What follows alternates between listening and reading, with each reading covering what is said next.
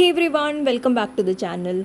I am Sharanya, also known as Mrs. Explorer, and welcome to my channel where we talk all things travel, food, and lifestyle. Currently, I'm doing a Hong Kong travel series, and this is episode 15 of my series. I've uploaded other videos on planning a trip to Hong Kong on my channel, so do check that out. Today, we are going on one of the most iconic and scenic journeys in Hong Kong, the Star Ferry ride from Tsim Sha Tsui to Central. We are now at the Tsim Sha Tsui promenade, and you are seeing a panoramic view of Hong Kong skyline with the Star Ferry terminal in the foreground. The Star Ferry has been operational for more than 100 years and is a historical symbol offering a glimpse into the city's past while serving as an essential transport link between the two shores of Victoria Harbour. The first ferry service began in 1888 with two small wooden ferries, and its popularity has only increased. First up, let's talk about Star Ferry terminals. Now, there are only two places from where you can catch Star Ferry, either Tsim Sha Tsui or Central. Because we were staying around Tsim Sha Tsui area, we are starting from this pier located right on the waterfront. Next, you will need to grab a ticket for the ride. Star Ferry operates regularly and you can purchase your tickets right here at the counter, or you can use an octopus card if you've got one. If you're not familiar with the octopus card, go back to my channel. You'll find a video on planning a trip to Hong Kong where I've detailed out the benefits of octopus card and how you can get one. Undoubtedly, having an octopus card is the best way to travel while you are exploring Hong Kong. Since we had already bought our octopus cards from airport and we had loaded enough money, we were able to quickly get the tickets using our octopus card. So now we are proceeding towards the upper terminal. So these terminals are very similar to your metro stations. You can just use your octopus card, stand in the queue and swipe when it's your turn and you can get in. Once you've got the ticket and have entered the terminal, you can just wait in the waiting area. Star Ferry runs very frequently, about every 10 to 15 minutes throughout the day, so you won't be waiting long. But if you're traveling during peak hours, especially in the mornings or evenings, you might want to be ready for a bit of crowd because a lot of people use Star Ferry for commute to work. So I would say if you're a tourist, you can opt for a time that is not between the morning or evening office peak hours. Okay, now we're getting to the fun part. A ferry has arrived and we are getting onto the ferry. The ride itself only takes about 10 minutes, but I'm telling you, it's going to be an unforgettable experience. As we entered the ferry, the very first thing we noticed was that the ferry had reversible benches. Now, this is a unique feature designed to enhance the passenger experience, and their purpose has both practical and historical roots. The main reason is passenger comfort. When facing the direction of travel, passengers often enjoy a more comfortable ride as the motion of the boat aligns with their body position. Next reason is the efficient use of space. Given that ferry boats are relatively small and carry a large number of passengers, using reversible benches allows the operators to fit more seats into a compact space. So instead of just having to adjust the number of seats based on passenger direction, you can simply flip the existing benches, making the space more flexible. Like I mentioned before, the views here are absolutely breathtaking. To the left, we've got Kowloon with its vibrant streets and towering buildings, and to the right, we're looking at the skyline of Central. Central is Hong Kong's business heart with its impressive skyscrapers and some world famous buildings like the Bank of China Tower and ICC. We are nearing the Central Dock and it was only a 10-minute journey, but there was something so soothing about this journey. Even with the beginning of mass transit systems in Hong Kong, including the MTR, which reduced the demand for ferry services, Star Ferry continued to thrive not just as a transport method but also as a cultural landmark. So, if you're someone who's interested in history and also modern development, Star Ferry is a must do in your itinerary.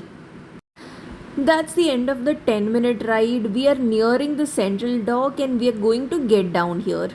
So one important point is that even though you have opted for a ferry from Simsha Sui to Central, you need not take the ferry back. There are also other options of transport like the MTR. So we only took a one-way ticket. Once you reach Central Terminal, there is a roof viewing deck on top where you can go and enjoy the amazing skyline of Hong Kong. There is also a cafe on top near the roof viewing area, so we went up to check it out, but it was not open. The first thing that we saw as we went up to the roof was the Hong Kong observation wheel. And this is already in our to-do list, so we're proceeding towards the ticketing area for Hong Kong observation wheel. If you want to skip the queues, there is also an option for online tickets, so do get that online. There are various ticketing options available for the observation wheel. The general admission ticket for an adult will cost you 20 Hong Kong dollar, which is around 220 Indian rupees. For children between 3 to 11 years, senior citizens 65 or above, or any visitors with disabilities have a concession fare and only cost 10 Hong Kong dollars. And for children below 3 years, no ticket is required. If you want to skip the queue, there is something called a fast pass, which is pretty expensive. It costs 50 Hong Kong dollars. Similarly, if you want a private gondola, you can pay 160 Hong Kong dollars.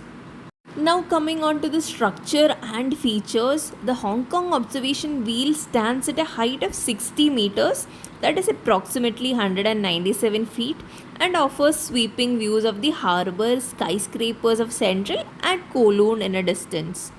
The wheel has 42 fully enclosed cabins or capsules, each of which can hold 8 to 10 people at a time. These cabins are air conditioned, ensuring a comfortable ride even during Hong Kong's hot summer months. Before getting on, they also click your pictures on a green screen and later you can buy these photographs. Now a fair bit of warning, the queues were insanely long for Ferris wheel and we absolutely hadn't expected this. So after 30 minutes of blood and sweat, we finally got into our air conditioned cabins, and what a relief that was.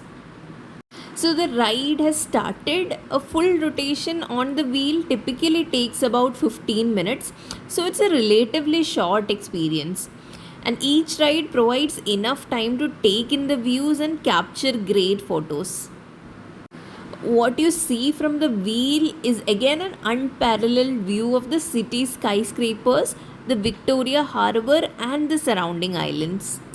It would be a great idea to try the observation wheel at night, as the wheel is equipped with an array of LED lights that makes it especially beautiful at night. A fun fact we got to know was that the Ferris wheel was initially part of a temporary installation, but it became so popular that they decided to make this a permanent attraction. And now we know why. The 15 minutes quickly flew by and it's time for us to get down now. This was a good experience and I'll recommend it. Just outside the wheel, you'll find these vibrant murals by local artists. In a creative partnership with HK Walls, Art at the Wheel brings vibrant murals and street art to the wheel surroundings, celebrating summer fun and local culture. If you are an art enthusiast, there are additional art and cultural touchpoints nearby, like there is a Hong Kong Visual Art Center which showcases local art exhibitions and many other activities. So do check that out.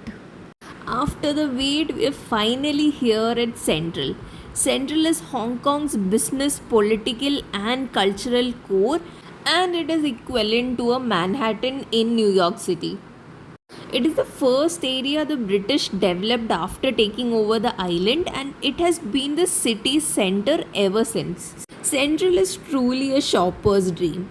You will find everything from Chanel and Dior and many other luxury shopping to the tiny alleys selling jade, antiques and second-hand goods. While you're here, don't forget to check out Graham Street Market, which is one of the oldest traditional markets in Hong Kong. There's so much about Central that I'll make another separate video on it. So stay tuned to the channel, and if you haven't subscribed already, subscribe to Mrs. Explorer today. See you in the next video. Until then, bye.